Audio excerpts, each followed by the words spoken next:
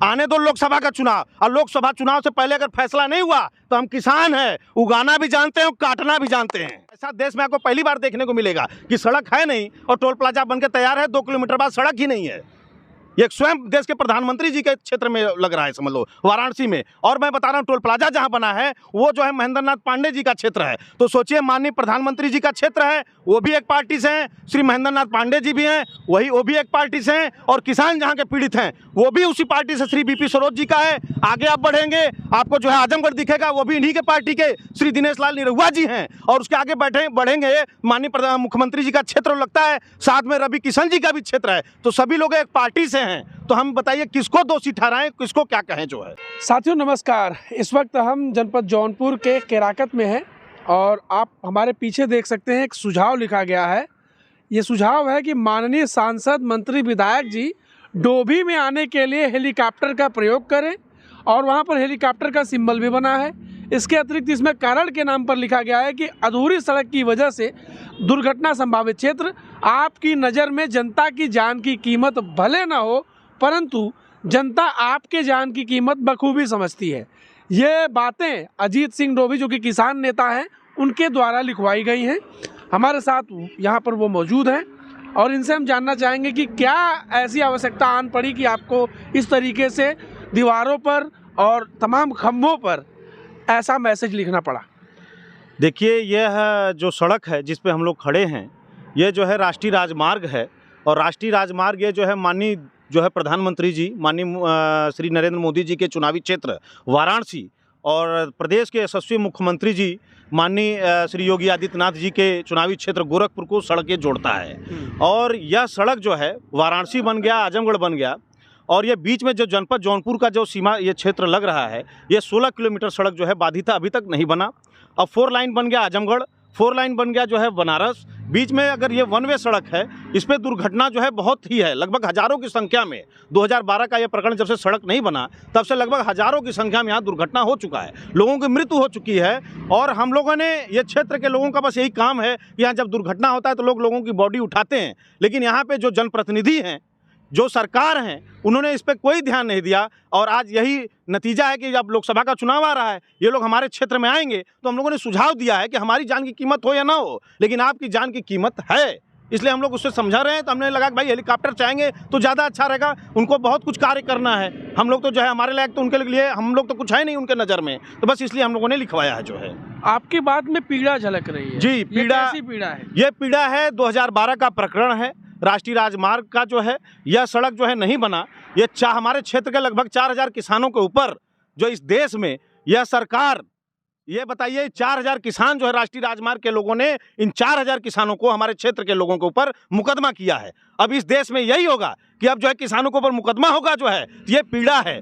हजारों किसान जो है 2012 के प्रकरण से अभी तक मुआवजा के चक्कर में सोचते सोचते इस दुनिया से चले गए, टेंशन से मर गए, लेकिन आज उनको कोई सुनने वाला नहीं है। आज इस देश में जो है किसानों के ऊपर मुकदमा होगा, और भी ये स्वयं देश के माननीय प्रधानमंत्री जी और माननीय मुख्यमंत्री जी को यह जोड़ने वाला सड़क है, जहां के 4000 किसानों के ऊपर मुकदमा है। ये लोग बोलते हैं कि हम देश को जोड़ रहे हैं।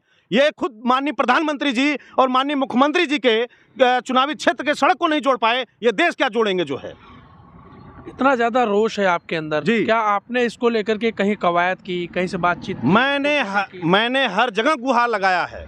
मैं स्वयं दिल्ली जाके माननीय प्रधानमंत्री जी कार्यालय, माननीय जो है नितिन गडकरी जी कार्यालय, माननीय जो है गृह मंत्री जी, सबको हमने सूचना दिया है, सबकी रिसीविंग मेरे प्राप्त है। महामहिम राष्ट्रपति जी तक को भी हमने दिया है, लेकिन इस पर कोई सुनवाई नहीं हुआ है। परिवहन मंत्री नितिन गडकरी तो लगातार कहते हैं कि उनके पास ढेर सारे पैसे हैं, ले जाओ सड़क बनाओ, तमाम उनके वीडियो वायरल होते हैं। जौनपुर में भी आकर उन्होंने ऐसी बातें कही थी, क्या लगता है उनकी बातें? जौनपुर में भी आके उन्होंने ये बोला कि जाइए, हमने बड़े से बड़ा फैसला जो है फरियाद दिया, बड़े से बड़े फैसला को हमने शांत करा के वहाँ सड़क बना दिया। और जौनपुर के लोगों को बोले चुनावी रैली में कि जाइए जो है जाके पैसा ले लीजिए यहाँ किसानों से, क्या भाई बोले थे। लेकिन ये बताइए कि इनके पास अगर पैसा होता, ये बताइए हमारे क्षेत्र का एक छोटा सा टाई नाला है जहाँ पे हर तीसरे चौथे दिन लोग आते हैं, दुर्घटना से लड़ जाते हैं, लेकिन सोचिए आज तक ना उनसे ये टाई नाला जो है सही हुआ और न ही चंदवक का पुल सही हुआ। साल भर से आदमी यहाँ का जो है यह पहले जाता है डोभी क्षेत्र जौनपुर का आदमी पहले जाता है गाजीपुर होते हुए बनारस जाता है दवाई के लिए। सोचिए एक चंदवक का पुल तो ठीक नहीं हुआ हो पाया उनसे, वो पैसा क्या देंगे? 4000 किसानों को मुआवजा आज तक नहीं दे पाए जो है। तो मतलब उस रास्ते की वजह से लोग घूम के जाते हैं घूम कर जाते हैं और किराया डबल दे रहे हैं। कितनी दूरी बढ़ जाती है? लगभग 60 किलोमीटर की दूरी जो है बढ़ जाती है जो है। एक मामला आपने देखा होगा, एक गया में हमने आपको एक खबर दिखाई थी जहां पर माझी ने पहाड़ काट दिया था अस्पताल जाने के लिए, और वो दूरी थी जो पहले 55 किलोमीटर पड़ती थी वो 20 किलोमीटर हो गई थी। लेकिन यहाँ पर जौनपुर में आप देखिए कि आज जबकि सरकार दोनों तरफ है, राज्य में भी है और केंद्र में भी है, उसके बावजूद यहाँ पर जौनपुर के लोगों को एक ऐसा पहाड़, यानी जो कह सकते हैं कि जो पहाड़ वहाँ पर था उसी रूप का एक खराब पुल है जिसकी वजह से इन्हें घूम कर जाना पड़ रहा है।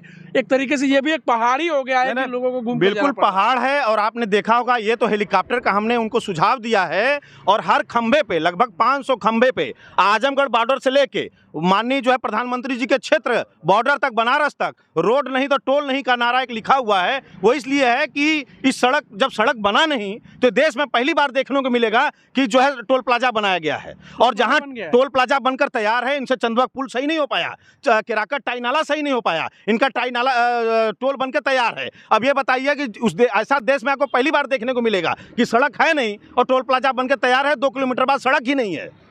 ये स्वयं देश के प्रधानमंत्री जी के क्षेत्र में लग रहा है, समझ लो वाराणसी में। और मैं बता रहा हूँ टोल प्लाजा जहाँ बना है वो जो है महेंद्र नाथ पांडे जी का क्षेत्र है। तो सोचिए माननीय प्रधानमंत्री जी का क्षेत्र है, वो भी एक पार्टी से हैं, श्री महेंद्र नाथ पांडे जी भी हैं, वो भी एक पार्टी से हैं, और किसान जहाँ के पीड़ित हैं वो भी उसी पार्टी से श्री बीपी सरोज जी का है। आगे आप बढ़ेंगे आपको जो है आजमगढ़ दिखेगा, वो भी इन्हीं के पार्टी के श्री दिनेश लाल निरहुआ जी हैं। और उसके आगे बढ़ेंगे माननीय मुख्यमंत्री जी का क्षेत्र लगता है, साथ में रवि किशन जी का भी क्षेत्र है। तो सभी लोग एक पार्टी से हैं। तो हम बताइए किसको दोषी ठहराएं, किसको क्या कहें जो है। ये तो बनारस से लेके वहां तक कमल खिला। हाँ, ये कमल खिला है। तो ये जान लो किसान हैं, आने दो लोकसभा का चुनाव, और लोकसभा चुनाव से पहले अगर फैसला नहीं हुआ तो हम किसान हैं, उगाना भी जानते हैं और काटना भी जानते हैं।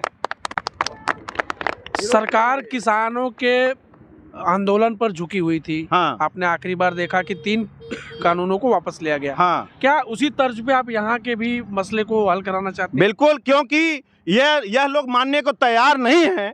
अगर प्रेम की बोली से इनको नहीं समझ में आ रहा है, और अगर ये दिन दहाड़े जो है अगर ये टोल बना के बिना सड़क के अगर टोल वसूली करेंगे तो हम लोग देश के प्रधानमंत्री जी के क्षेत्र में जाएंगे। और हम लोग कम से कम, योगी जी भी संसद भवन में दुख हुआ तो रोए थे ना। बहुत से ऐसे किसान हैं जो रोते हैं, उनको मैं ले जाकर उसी क्षेत्र में छोड़ दूंगा कि रोइए माननीय प्रधानमंत्री जी के क्षेत्र में, और पूरे लोकसभा तक रोइए जो है, और हम लोग लड़ेंगे भी जो है उनसे। अच्छा, आप बताइए क्या है आपको, आप भी इसमें साथ में हैं, आप भी किसान हैं, यहीं के निवासी हैं? हम यहीं के निवासी हैं।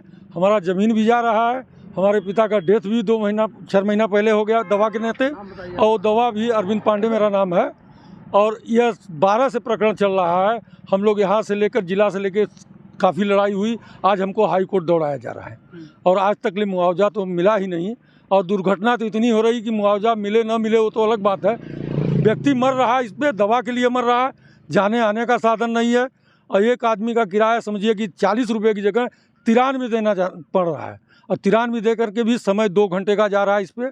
तो इस पर संज्ञान सरकार का एकदम नहीं है। 1 साल से हम लोग चिल्ला रहे हैं, रोज़ कर रहे हैं, न कोई सांसद है, न कोई विधायक है, न कोई मंत्री है, न संतरी है। आपके ज़मीन के मसले पर अभी तक क्या हुआ है? हमारे ज़मीन के मसले पर हुआ है कि हम लोगों का जब फैसला आया उसके बाद NHI ने जिला DM के यहाँ मुकदमा किया, DM के यहाँ से फिर DM ने दिया तो नोटिस नहीं दिए, न मुआवजा दिए, फिर जिला जज को दिए, जिला जज ने फैसले को माना, फिर ये हाई कोर्ट चले गए। जिला जज के फैसले को वो कर दिया, हाई कोर्ट चले गए। हाई कोर्ट में आज चल रहा है, 2 साल हो गया, आज तक ले नोटिस बड़े मुश्किल से अजीत जी के कहने पर, मतलब ये सब करने पर जाके नोटिस आया, और 650 ग्राम की नोटिस है, ट्रक से लद के आया था, डोभी में बटा है, वो अंग्रेजी में है, किसान पढ़ना भी नहीं जानते क्या वो लिखे हैं क्या नहीं लिखे हैं। तो किसान तो भाई अनपढ़ आदमी है, उसके लिए उसका जवाब वो कौन देगा? अब 2-2 लाख 1-1 लाख फीस है हाई कोर्ट की, किसान कहाँ जा कर के फीस देगा और कैसे पैरवी करेगा? 5 किलो राशन पाता है वो खाने के लिए, तो मुकदमा में लगाए कि हाँ खाने के लिए लगाए? बताइए आप। तो अभी इस मसले पर आप बताइएगा कि ये अब कहाँ आप इसी लड़ाई को देख रहे हैं, आगे कहाँ आपको लगता है कि इस लड़ाई का अंत होगा? देखिए, हमने ये कहा कि अगर सड़क नहीं बना है अगर कोर्ट में आपने खुद मुकदमा कर दिया है, सबसे पहला चीज ये गलत है, किसानों के ऊपर मुकदमा जो किए बहुत गलत बात है। ये अन्नदाता हैं, स्वयं देश के प्रधानमंत्री जी कहते हैं, और क्या ये खुद आके बताएं क्या देश के अन्नदाता के ऊपर मुकदमा चलेगा? पहला सवाल। दूसरा सवाल है, सड़क नहीं बना, आपने टोल प्लाजा बना लिया और टोल प्लाजा आप चलाने के फिराक में हो, और अगर टोल प्लाजा चलेगा तो हम लोग वहां मड़ई लगाएंगे, सभी किसान भाई वहां धरना देंगे बैठ के। वो क्षेत्र चाहे प्रधानमंत्री जी का है, चाहे वो मुख्यमंत्री जी का है, सभी किसान 4000 किसान अपने 5-5 परिवारों को लेकर कम 25-30 हजार आदमी चल के वहीं धरना देगा जो है। तो धरना देंगे तो फिर हो जाएगा सॉल्व मामला। अरे देश में अच्छा चीज जो धरना से सॉल्व हुआ। अभी आपने ही बोला 2 मिनट पहले कि हाँ, जैसे उन्होंने अपना अधिकार लिया है, अगर अधिकार मांगे से नहीं मिलता है तो लोकतंत्र में अधिकार छीना जाता है। तो ये हमारे साथ अजीत सिंह, यहाँ के किसानों की जो बातें हैं अपनी उन्होंने रखी। इन्होंने बताया कि किस तरीके की समस्याएं हैं इस क्षेत्र में, और अब किसान फिर से एक बार एकजुट होते हुए जौनपुर में भी दिखाई दे रहे हैं। हमारे साथ लगातार बने रहिए, वीडियो को शेयर करिए। धन्यवाद।